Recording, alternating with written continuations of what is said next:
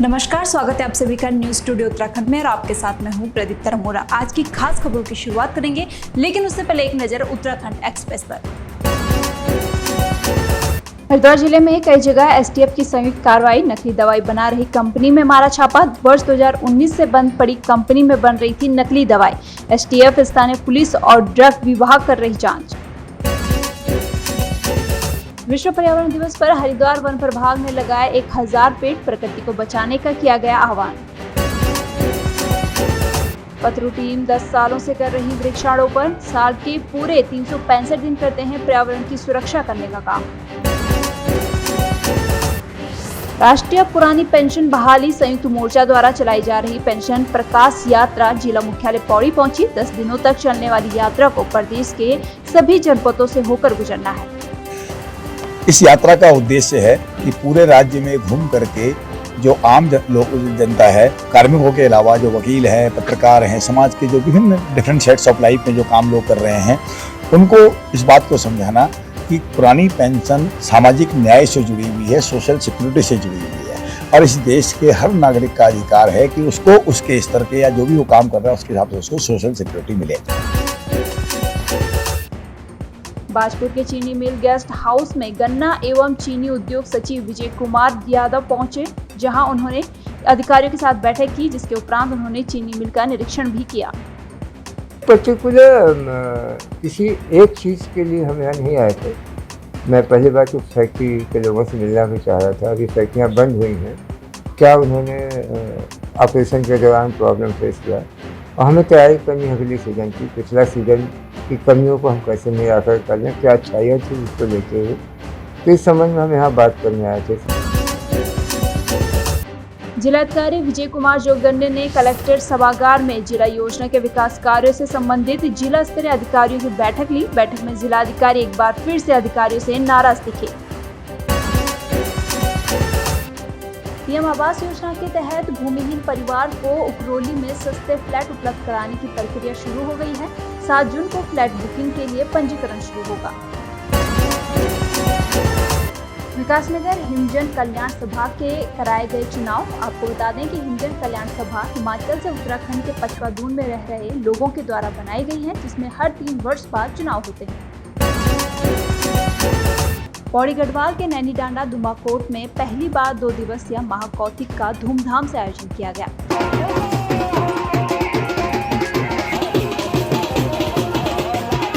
कौतिक के पहले दिन महिलाओं ने संस्कृति की शानदार झलक दिखाई। वहीं डोबा गांव की महिलाओं ने माधो सिंह भंडारे की जीवन कथा पर नाटक किया, जिसने लोगों को भावुक कर दिया। साथ ही कार्यक्रम में महिलाओं द्वारा कई तरह के स्टॉल भी लगाए गए। न्यूज स्टूडियो उत्तराखंड के लिए रामनगर से नाजिम कुरैशी की रिपोर्ट। और अब बात करते हैं आज की खास खबरों की। उत्तराखंड के पूर्व मुख्यमंत्री हरीश रावत रुड़की पहुंचे, जहां उन्होंने कांग्रेसियों से मुलाकात की। इस दौरान हरीश रावत मीडिया से रूबरू होते हुए सत्ता पक्ष पर उन्होंने जमकर निशाना साधा और कहा कि सरकार के लोगों ने सीएम को ज्यादा मार्जिन से जिताने के लिए चुनाव प्रणाली का उल्लंघन किया है, जिसकी प्रदेश अध्यक्ष ने न्यायिक जांच की मांग की है। वो एक उपचुनाव था जहां से मुख्यमंत्री चुना और ये धारणा होती है लोगों की कि भाई जिसकी सरकार बन गई है तो फिर मुख्यमंत्री को क्यों हराए। मगर मेरा अपना मानना है, हमारा प्रयास था और हमको 15,000 के आसपास वोट कम से कम मिलने चाहिए थे। जो हमारा बहुत बुनियादी जमीन का कार्यकर्ता था वो वोट आना चाहिए। तो इसलिए मुझे लगता है कहीं न कहीं पर मुख्यमंत्री के जीत के मार्जिन को बढ़ाने के उत्साह में कुछ ऐसी बातें हुई हैं जिसकी वजह से हमारे प्रदेश अध्यक्ष को मांग करनी पड़ी है कि न्यायिक जांच करिए। विभिन्न मांगे पूरी नहीं होने से आक्रोशित भारतीय मजदूर संघ के मजदूर चिलचिलाती धूप में सड़कों पर उतरने को विवश हो गए हैं।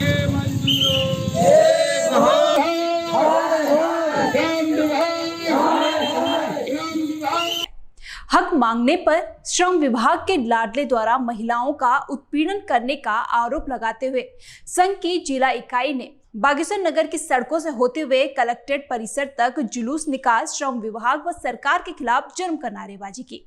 साथ ही विरोध में जिलाधिकारी परिसर में धरना प्रदर्शन कर मांगों से संबंधित ज्ञापन जिला प्रशासन के माध्यम से सीएम को भेजा है। श्रम विभाग में जो है बागेश्वर हमारे श्रमिक महिलाओं के साथ कई बार दुर्व्यवहार किया जा रहा है और श्रम विभाग में जो बोर्ड का काम करने वाले श्रम पदाधिकारी के सुपुत्र बैठे हैं, एक उन्होंने ऐसी अराजकता वहाँ फैला रखी है, ऐसी अराजकता वहाँ फैला रखी है जिसका हम आपको बयान में नहीं कर सकते हैं। हर महिला को 15-15 दिन फोन करके वहाँ पर बुलाया जा रहा है और ये भी लाभ, नृत्य उपरांत लाभ, विवाह उपरांत लाभ, वर्षोपरांत राष्ट्रीय स्वास्थ्य बीमा, टूल किट, सिलाई मशीन, सोलर लालटेन, छात्रवृत्ति, छतरिया, कंबल, कुछ भी यहाँ सब किसी मजदूर को इस टाइप का नहीं मिला है। पता नहीं कौन ले गया, उनको क्या ले गया, ये भी हमको पता नहीं है। हम ये मुख्यमंत्री धामी जी से काफी उम्मीद रखते हैं कि हमारे उत्तराखंड के ऐसे जो ये प्रशासन मजदूरों का शोषण कर रहा है, इनसे वो हमको मुक्ति दिलाएंगे और हम लोगों का जो भी अधिकार है, जो हमारे देश हित लाभ है, वो जल्दी से जल्दी हमको दें। इसीलिए सरकार के कान खोलने के लिए हमने ये धरना प्रदर्शन यहाँ पर रखा हुआ है। कथक सम्राट पंडित बिरजू महाराज की पुण्य स्मृति में 4 दिवसीय कथक कार्यशाला शुरू की गई है। कार्यशाला का आयोजन शास्त्रीय संगीत की प्रसिद्ध एवस्ट्रेट डिवाइन डांस फाउंडेशन संस्था ने किया है। संस्था की अध्यक्ष माधवी भट्टाचार्य ने बताया कि 4 दिवसीय कथक कार्यशाला कथक सम्राट बिरजू महाराज को समर्पित की गई है।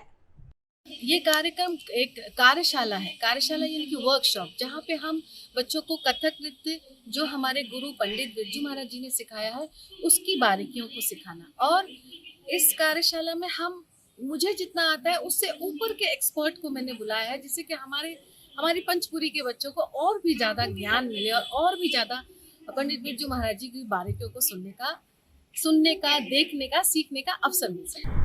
दूसरी बात, श्रीनगर गढ़वाल मेंस आयोजित की गई सिविल सर्विसेज की प्रारंभिक परीक्षा में पंजीकृत 774 परीक्षार्थियों में से 257 ही शामिल हुए। संघ लोक सेवा आयोग की प्री परीक्षा के लिए नगर में 4 परीक्षा केंद्र बनाए गए थे, जिसमें गढ़वाल विश्वविद्यालय के परीक्षा केंद्रों में ही सर्वाधिक परीक्षार्थी थे। परीक्षा देने के बाद पहाड़ी क्षेत्र के परीक्षार्थियों ने दिल्ली, देहरादून के बजाय पहाड़ी क्षेत्र में परीक्षा केंद्र होने में खुशी जताई। वहीं परीक्षा के पर्यवेक्षक व गढ़वाल कमिश्नर ने भी खुशी जताते हुए इसे पर्वतीय क्षेत्र के लिए महत्वपूर्ण बताया है।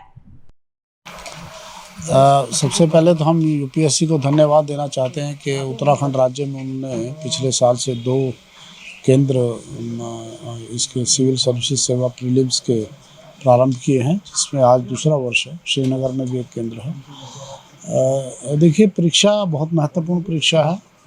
इसमें हम अखिल भारतीय सेवाओं के अधिकारियों का चयन होना है और कोई भी इसमें त्रुटि की संभावना नहीं है और पूरी निष्ठा के साथ और पूरी कुशलता के साथ परीक्षा का आयोजन।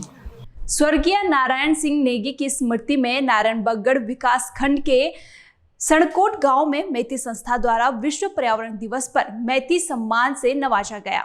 कार्यक्रम की अध्यक्षता थराली विधायक भूपाल राम टमटा ने की। वहीं पूर्व रिटायर एडमिरल ओम प्रकाश राणा ने बतौर मुख्य अतिथि कार्यक्रम में शिरकत की। मैती आंदोलन के प्रणेता पद्मश्री कल्याण सिंह रावत ने पर्यावरणविद स्वर्गीय नारायण सिंह नेगी द्वारा स्थापित 30 हेक्टेयर वन क्षेत्र में फैले स्मृति वन का नामकरण उनके नाम पर करते हुए इस स्मृति वन के संरक्षण की बात कही है। हर सम्मान जो है आपको एक जिम्मेदारी बढ़ाता है और आपके कार्य को पहचान दिलाता है।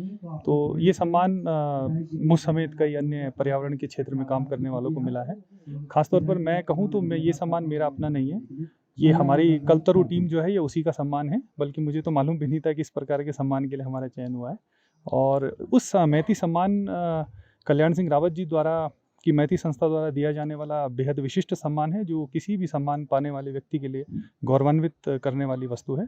उससे और उतनी ही महत्वपूर्ण बात हमें यहाँ कर लगी नारायण वन को देख करके कि नारायण सिंह नेगी जी जैसा एक महान पर्यावरणविद प्रकृति पुत्र यहाँ पर हुआ, जिसने अपने पूरे जीवन को होम कर दिया इतने बड़े जंगल को तैयार करने में। और बड़ी हैरानी की बात है कि दुनिया को उसके बारे में कुछ मालूम भी नहीं है। तो हम तो चाहेंगे कि प्रत्येक माध्यम से किस प्रकार के प्रकृति पुत्रों के कार्य को सामने लाया जाए। रुड़की में सोलानी पार्क स्थित गंगनहर में नहाते समय 5 बच्चों के डूबने से हड़कंप मच गया। मौके पर पहुंचते गोताखोरों ने 3 बच्चों को बचा लिया है, लेकिन एक की मौत हो गई है जबकि एक अभी भी लापता है। वहीं परिजनों में कोहराम मचा हुआ है। आपको बता दें कि गंग नहर में लगाई जा रही छलांग में अब तक कई घरों के चिराग बुझ चुके हैं। नहा रहे थे यहाँ पे, ये नहा रहे थे रेते पे, नहाते नहाते गहराई में आ गए और गहराई में पांचों ही डूबने लगे हैं। पांचों तीन तो मौके बचा लिया हाथ हमने और 2 डूब गए थे। उनमें से एक ही बॉडी निकाल ली हमने, एक ही बॉडी अभी रह गई है अंदर ही पानी अंदर, उसे कोशिश कर रहे हैं हम ढूंढने की अभी। तो बच्चे यहाँ रोजाना ऐसी छलांग लगाते हैं? रोजाना छलांग तो मारते हैं, हम लड़ी भी बजाते हैं, रोज भी बजाते हैं ना, ये बाज आते नहीं बच्चे। हिंदी थी लाइफ जैकेट पकड़ लेते हैं हम, थे वो बजाते थे, थाने भी जा देते हैं। ये बच्चे बाज ही नहीं आते यहाँ पे नहाने से। केलाखेड़ा के ग्राम महोली के जंगल में करंट की चपेट में आने से एक मजदूर की मौत हो गई है। वहीं विद्युत विभाग के अधिशासी अभियंता विवेक कांडपाल और भाजपा प्रदेश प्रवक्ता राजेश कुमार ने मौका मुआयना किया। इस दौरान भाजपा प्रदेश प्रवक्ता और अधिशासी अभियंता ने मृतक के परिजनों को 80,000 सहायता राशि का चेक उपलब्ध कराया और जल्द ही और सहायता राशि विभाग द्वारा उपलब्ध कराने की बात कही है। देखिए, बहुत दुखद घटना है। ग्राम मोहली जंगल में जो अभी कुछ दिन पूर्व तेज आंधी तूफान आया था, दैवीय आपदा आई थी, उससे बिजली के तार नीचे थे। वो जो है एक फार्म हाउस में काम करते हैं और करंट की चपेट में आने से उनकी कल मौत हो गई थी और उनका पंचनामा भरवा के पोस्टमार्टम कराया गया। फिर विभागीय अधिकारियों से बात की गई, जिसके निमित्त आज उनको सरकारी सहायता के तौर पे विभागीय सहायता 80,000 रुपये का एक चेक प्रदान किया गया। 3,20,000 का चेक जो है अभी कुछ समय बाद मिल जाएगा। विभागीय अधिकारियों के द्वारा भी कुछ सहयोग किया गया है और निश्चित रूप से बहुत गरीब परिवार है, बड़ी दर्दनाक घटना है। हम सब लोग आज विभागीय लोगों के साथ वहाँ गए थे और अंत्येष्टि के लिए सबसे निवेदन करा, तो परिवार जो है अंत्येष्टि कर रहा है। फिलहाल इस बुलेटिन में इतना ही। बने रहिए न्यूज़ स्टूडियो उत्तराखंड के साथ। नमस्कार।